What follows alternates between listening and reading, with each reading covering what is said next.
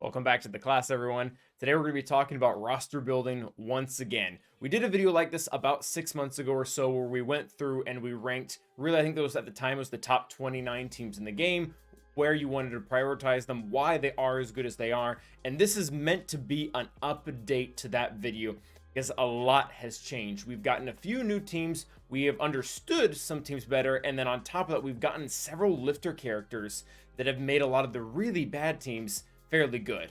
So as we're in the introduction part of this video, I do want to say that props to CG.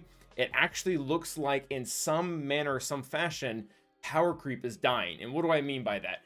Power creep is something that existed a long time in this game. It exists in a lot of games where you have all these teams at the very top, you have few in the middle, and then you might have a lot at the bottom, and you end up having this huge gap where it's really hard for any team to really reach the top. We haven't had a team stronger than JMK. We've had teams around his level like Jabba that have come out recently, but for the most part, all teams are kind of getting compacted and squished into the same level, just with different synergies and making kind of a rock, paper, scissors type meta for GC. So that is something really cool to see, and I wanted to preface this with that, because if you see over here to the side, you probably don't see it very well, but we actually don't even have a C tier team anymore because they've been condensed either into B, upgraded to A, or something of the sort. So very cool. But without further ado, let's get into this. And the way that I want to do this, and I've explained this last time, is how we're going to rank this is in relation to where GLs are on in the rankings. We're not going to be ranking GLs. We're not going to be talking about them. We're actually going to be talking about a lot of their teams, if that makes sense. For example, we have like a pretty stellar Padme team here without the JMK, showing how you can use it before you get the Galactic Legend. We're not specifically listing Galactic Legends because the majority of players out there don't have all 7. I don't have all 7, for example. But what we're going to be doing is the best teams in the entire game are the ones that are challenging Galactic Legends, multiple of them on a consistent basis. That's going to be this tier, which you can currently see Starkiller and Malgus. And next tier, the A tier teams, these are going to be ones that in some very specific situations can challenge Galactic Legends. We'll go into detail for them. B tier are the ones that are able to challenge A tier, and then D tier aren't really challenging anything. They're more so just building blocks. And they're teams that you probably want to avoid over investing in if you're looking at building a really strong roster, and ultimately they're just to get you another character or to a next level. So without further ado, let's get into, I guess this is our S tier, or these aren't the GLs you're looking for tier, and this is just the crazy powerful ones that with their GAC Omicrons, they're essentially Galactic Legends. Starkiller, I do want to note that he is really superior in 3v3, very good in 5v5, still fantastic, but currently the highest rated defensive team in GAC is Raylo, and Starkiller still beats it without really the help of a very good Datacron. So very impressive on his part. Malgus, as kind of a parallel to Starkiller, is doing stupid well in 5v5 right now defensively, almost always requiring a Galactic Legend. Gas has an outside shot at beating him, but if you mod the team correctly, especially with crit avoidance on actually not Malik, but Bastachon Fallen, Darth Revan, and Darth Malgus, actually becomes really hard to take down. So that's why he's there, and their Omicrons just push them up to having abilities that, again, can not only hold against lesser teams, but actually fight up against Galactic Legends. Stark, that we talked about, Ray. Malgus really destroys JML, even sometimes on defense, which is really impressive for a team that isn't a Galactic Legend. Now, the next team we have here is the Afra team, and this might not even be the right comp. From what I've seen and heard, she's probably in this category. It's a little hard to tell right now because for the majority of the time she's been in the game, she's had a Datacron. So it's not very clean cut. I might be wrong, but I'm a little inclined to think that she might not even belong in this category just because defensively she's getting beat by multiple things, whereas Malgus and Starkiller really each only have about one solid counter, that being Gas as well as Grievous for Starkiller. So I'm not sure if she truly belongs here, but we're going to leave her there for right now. She has GAC Omicrons. She doesn't get them for 5v5 and 3v3 though, so that is kind of a bummer. Next up is going to be the A tier list. And I'm going to start at the bottom because I want to talk about the newer teams that are really entering into this category that just weren't here beforehand. So again, our first category, first S tier, these are teams that are regularly challenging Galactic Legends and can even beat Galactic Legends on defense. Next category really are never going to hold against GLs, but in very specific circumstances have a shot at beating them, which is pretty cool. So the first team that has actually come up, they're not new, but they were bumped up. I believe they were in C tier last time when C tier existed. I just didn't really see them as that good. It looked like they were a pretty solid counter to Qui-Gon Jinn without using a Datacron. And over time, they've been propped up by Datacrons season after season to be able to beat Galactic Legends. And by the time their Datacrons run out, they're going to have Reva. And we don't have her kit quite yet, but it looks pretty ridiculous. With her GAC Omicrons in here, she is going to be able to apply Deathmark every single time that a purge is dispelled during an enemy's turn, which means they're just going to end up melting teams. Inquisitors, they've been all right for a long time now. They have a lot of defensive capability. They have a lot of control. They've always lacked damage, and being able to Deathmark characters left and right really takes care of that. So definitely belong at least in this category, because there's no way that they're not going to be challenging specifically JMK, which is a very important Galactic Legend to beat for a non-Galactic Legend team. Next up is going to be Traya. Traya was not in this category either before. Now that she and Savage have Datacrons, neither of them had Omicrons. Neither of them had their Omicrons when we did this last time. It's really pushed them to the next level. I don't know if she's going to get nerfed, but at the time of the recording of this video, it's still fully active, and it's beating Lord Vader at a pretty decent amount. We've seen that the statistics for her winning, sometimes she times out, is about 65%. That's good. I think that'll get better over time as people understand the nuances of her kit and also upgrade her. As you can see, mine is R3, and my mods are not good. I have plenty of defense primaries. She should not look like this. She should really have a ton of offense on her so that you can be able to actually kill Lord Vader, especially if they have a defense, Datacron, or something of the sort. And even with this, I killed an R9 Lord Vader this last 3v3, and he was modded really well. So this team definitely fits in here. We don't really know if it can counter a whole slew of other lot of GLs, so that's kind of why it's in this lower category, if you will. But still a very formidable team. Both of those Omicrons are very good for GAC. Next up is going to be Dash. Dash had a Datacron not too long ago. That's not why he's here, but just because we've seen that with his Omicron, with Vandor, and with JMIL's really poor AI, you can actually take out JMLs really well with this. They just keep beating up on Dash or young Lando. Vandor keeps reviving them, and then eventually you work up the offense to be able to take them out. This can be done a similar way in 5v5. The only issue in 5v5 is that there are other really good Jedi there, like Jedi Knight Luke. This is really going to suffer because eventually your max health on everyone is just going to get reduced, and then Vandor's just going to die via an AoE, which that you don't really have that problem inside of 3v3. So it's another option. Up next, we have Fennec. Fennec is really good at taking out Lord Vader, very similar to our Traya counter down below. Does require a little bit more nuance in it than just throwing it in, have enough offense to be able to kill the enemy. You do need to have Behemoth, they have Maul's, and that can be a much more expensive team, but nonetheless, it's beating the Galactic Legend, so it's going to go here. Padme Cat. This one's really good. I don't see it a lot, and personally, I don't like using it because I don't like breaking apart my JMK team, but this is able to beat multiple Galactic Legends. Of most notable is JMK. It does require proper modding, it does require a proper turn order, and good relic levels on all the characters to be able to take the punches to be able to keep going, but overall, it fits in here really stinking well. Up next is going to be Imperial Troopers. They love to get turn meter and just run over things. Most Galactic Legends, most of the time, have some way of stopping turn meter, or at least highly benefiting from their enemy using a lot of turn meter. That being said, if that element is missing, particularly Hux off of the SLKR team, they just run right over them. And there's really not a lot that can stop them. And even within this whole tier, they do a really good job at killing everything else here as well. One of my favorite things this 3v3 season was seeing people leave Traya on defense, because you can just throw Imperial Troopers against them and you win, and then they wasted their Traya while you killed their Lord Vader with your Traya.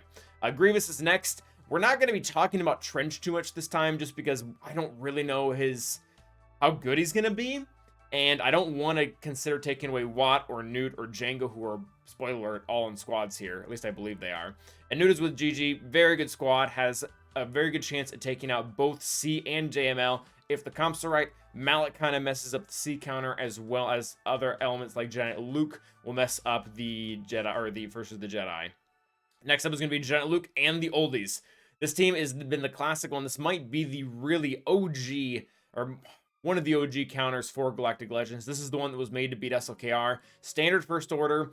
Again, very similar to the Pad Cat that we were talking about. You have to have the right relic levels. You have to have the right mods. There are cutoffs for speed here. If you don't meet them, it won't work. But if you get them all right, you'll take them down. I personally don't see SLKR that much anymore, but it's still a relevant team for a lot of people that are having to face it, especially when it's your opponent's only Galactic Legend. CLS is here as well. He's able to beat really well the I think it's dumb, the JML Basilawat team. It holds against a lot of stuff, but CLS just gains so much turn meter because of how CLS's lead works, where they're constantly they're constantly having their detrimental effects resisted, and they keep gaining turn meter, and they eventually just run over the team because Bastilashan lead, outside of the protection up they get at the beginning, really isn't that good. Up next is Maldalorians. They're actually doing a whole lot of stuff right now because of Canderous' Datacron, but even outside of Datacrons, this comp right here beats a normal C team very, very well. Again, if you put Malik in there and you're going to constantly get feared, then you kind of lose out on that. But if they don't have Malik and they put their C down, this team will rip right through it. You get to dispel the taunt, you get to put a tech out immediately so that you get frenzy, they don't get any deceive out, and then you just rush their enemy C and kill him before the battle even really starts. Gas is here as well. If anyone wants to be cute and leave their JMK on defense without Cat, Gas can probably auto it. The AI is just terrible. They will hit ultimate and then start attacking the clones that cannot be damaged because Gas is still standing. Overall, all these teams are really good, and as far as my own personal opinion goes, if you're building a roster, regardless of where you're at, these teams should really be your goals. Yes, get the S tier teams at the end of the day. These are the kind of the pinnacles, so to speak. But if you're in Kyber, you need 22 teams. You cannot fill an entire board with just these 3, or maybe even just these 2. You need to have all 11 teams that are currently in here as well. I don't think these teams are going anywhere. Maybe, again, after years and years and years of things changing, maybe they'll eventually go down if they don't get lifters. But these are the safe teams. These are the ones that you can work on right now, that you can just kind of guarantee that 2 years from now, they're still going to have some type of validity. Next up, we're going to be going into the B tier teams. And then this one, you kind of need to be careful with. Let's do some quick math here. If you have 3 teams here and 11 teams here, that's 14 teams. You only really need 8 more teams total to be able to fill the GAC board. And there's 13 teams in the B tier category, meaning from this one, be careful which ones you go with, because a lot of the times if you have already, or you've already started working on a lot of other teams, these ones really might not end up adding a lot to your roster. Of course, you need some. Again, we did the math there. We need 8 of these, but you don't need all 13. You might be better off working on a few of these and really, again, aiming high to get these A tier level teams, or these ones over here, or even Galactic Legends. And a lot of these, they're meant to be stepping stones. So very similar to the A tier teams for the B, we're going to be talking about the ones that have made it into this one right now. Night Sisters have joined the ranks. They have the ability to beat some of these middle range teams, specifically Grievous is where they really shine. I think they can do well against the dash teams. If you have Tally in there and you're constantly timing the cleanse, you can really benefit from the revives they're using. So they have joined the ranks, and part of that is because of Asajj's Omicron. I actually really like it. Mine aren't geared well enough for me to justify putting it on, but it looks pretty fun. Next up is going to be Sana Staros. Again, she has an outside shot at beating some of these teams, most specifically CLS. We don't have a whole lot of data on that right now, just because she's such a new team, but it is going to be one of her better uses. That being said, this, on a personal note, is probably a team that I'm not going to build. I'm going to have to get Sana up to get Afra, but Stormtrooper Han, I really don't want to have to relic him when there's so many other different things happening. And again, I only need 8 of these B tier level teams. I can probably do without Asana Staros, and maybe another character will come out that'll push this team to higher lengths, but right now, it's just not a team for me. Next up is going to be our budget Raylo. This is, again, if you don't have Galactic Legend Ray, this is probably the team that you're going to end up resorting to. It's going to have JTR, the Bros, Haldo, a good tank, and then Ben Solo. Ben Solo does have some kind of good interactions with JTR. Not super great. I personally wouldn't recommend working towards this team if you don't have Ray. And I have Ray, so I did it, but we recently did a video on Ben, and he's good filler for this team, but ultimately it's just not worth several Omicrons, several Zetas, and a higher relic to be able to put him in there. You're better off doing BB-8 instead of an assorted team, which is what we're going to see here in a second. Next up is Zori Bliss. This one actually is very tempting to me, as I do have Ray, and I would really encourage anyone who has Ray that is probably somewhere between 2 and maybe 5 GLs. This is a team you're going to want to build up. And specifically, you're going to want to build up Zori because it's one character way, and then you're done. You're ready. It's different from the Sana Staros team here, where sure, I have these 3 because of Jedi Knight Luke, but I don't want to build up Stormtrooper Han. Here, this is really convenient. All I have to do is build up one character, and then instantly, I have another team in here. So I do recommend Zori. I like what she does a lot. She synergizes super well with all these characters. If you do have a more higher level roster, like a 5 or a 6 Galactic Legend, Probably don't double Omicron this. I don't think it's really worth that. But if you're much lower on the ranks, if you're someone who has like between 1 and 3 Galactic Legends, maybe do consider actually putting, as crazy as it sounds, putting on Rose and Zora's Omicrons, because if you're that low kind of on the rankings, or as far as your roster growth is, you probably don't have a lot of other characters to throw Omicrons on, and this is it's a really good team if you put both of them on. Although even without it, it's fairly decent. Final Order has also been pushed up to a B team, just with the TIE Pilot Omicron, as well as Hux and Kylo's overall kit viability is still very good. They're able to beat a lot of teams. Adrad is here. Adrad takes out several of these teams very well, particularly Empire in 3v3, as well as the Imperial Trooper team. They just have a ton of synergy that is anti-Empire, and they have a tendency to rip through them really easily. Swordy's here. Swordy, again, very similar to Sana, is not a team that I am personally going to be working on, just because it's going to require me to gear up several characters, and then I get an okay team of which I already have a surplus. So T3, don't really want to put him to relics. HK isn't really even ideal here, but I'm probably gonna have to give IG to Afra, so something has to go here. And then Swordy herself, I got her to 7 stars. I gave her Zetas, and I don't have the gear to spare to characters that don't either unlock something huge in the end, or also aren't super impressive with them themselves. Next up is going to be Iden. Very good team overall. Functions at low gear levels. I do eventually want to take these 4 guys here to Relic 3. Not a priority right now, but this kills Mon Mothma every single time, and it can even beat CLS even at these low of gear levels. Fantastic kit, really stinking good. Qui-Gon Jinn, personally love it a lot. You don't need to have Cam or Mace or even Barriss in here. Jedi Anakin and Qui-Gon are enough. They have a good chance to just blow up a lot of these teams. Mandalorians, it's really fun to watch Maul put 5 hits into a character that can't die. It's really fun watching Jedi Anakin just wipe the board of the CLS team in one go. They have a lot of viability there, especially as an offensive unit. I don't love them that much on defense, because we'll get to in a second, but Bad Batch just kind of ripped them up for really high banners almost every time. Mon Mothma's really good too. This one actually, it's a good building block team, but I'm going to discourage people going after this a little bit. Obviously, when you get your JML, you're going to have some form of this team just to be able to fill your board.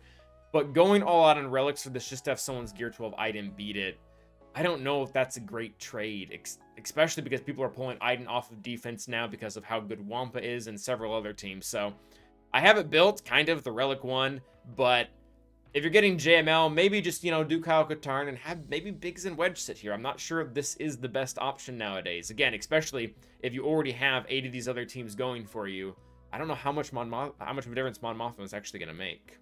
Next up is Bam. Bam is really good. Ultimately, what's probably going to happen for most endgame players, you're going to throw Bam in the Fennec squad to be able to beat Lord Vader. But overall, squad's still pretty decent. You have a lot of ways to gain turn meter. 20 birds going off at once can kill a lot of stuff. We used it to kill a Grand Inquisitor in our last match just because they have so many debuffs, and those debuffs turn to dots, and those dots turn into birds, and then birds kill everyone.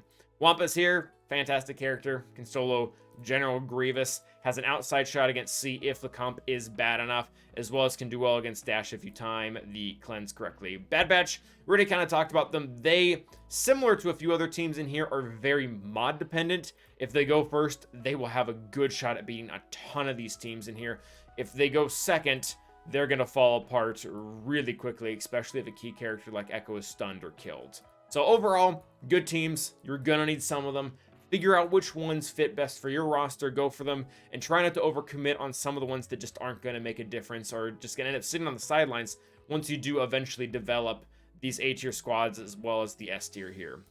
Next up, and last but I guess least, are going to be D-tier. C-tier disappeared, by the way. And these are just building blocks. I can't vouch a whole lot for each one of these teams just because they've been left behind in essentially the power creep that has happened over the years without really any help at all. Karth, you need it to get Darth Revan and or Malak. Other than that, he's not doing anything. Phasma, same thing for SLKR. TW is pretty good, but outside of that, no, not good at all. Ewoks are here specifically because of 3PO. 3PO is super important. You need him to get gas. You need to get Jedi Luke, Jedi Master Luke, tons of stuff. So you have to work on them. They have to be a part of your board at some point. but they can't stay there forever. You have to eventually move on to one of these other teams. The small team is also just kind of a side effect of building up C. You have to get Sidious, Sith Marauder, and Darth Maul all in that wind-up, so you have to use them somewhere for some point. But again, they're a building block team. They're not really something that you want to take all the way to the end or prioritize in your roster. Try not to overinvest in them. I think if you look at mine here, they're almost all, other than Sith Empire Trooper, who still has actually some good uses outside of this, they're all their Galactic Legend requirement for. I didn't bring any of them above that, even to get some weird things for Datacrons that have existed here and there. And then Phoenix. Phoenix are needed to get thrown. Pretty good building blocks in the beginning. Overall, though, they have fallen super far behind. Maybe we'll get Agent Callus as a lifter at some point, and they'll kind of make their way back into the meta. But until that happens, I mean, they're just not doing much of anything. I'm personally getting them to Gear 12 right now, just for the ships. It's kind of nice, but that's also a luxury I have, where most characters at Gear 12 are just free at this point, or at least they're starting to become that way with the gear changes. So that is going to be everything, guys. Let me know if you have any questions, or if you disagree, or if you think there's some variance because of something I'm missing, or if we just left out a team entirely. The C tier getting purged might have caused that. But until the next time, stay awesome.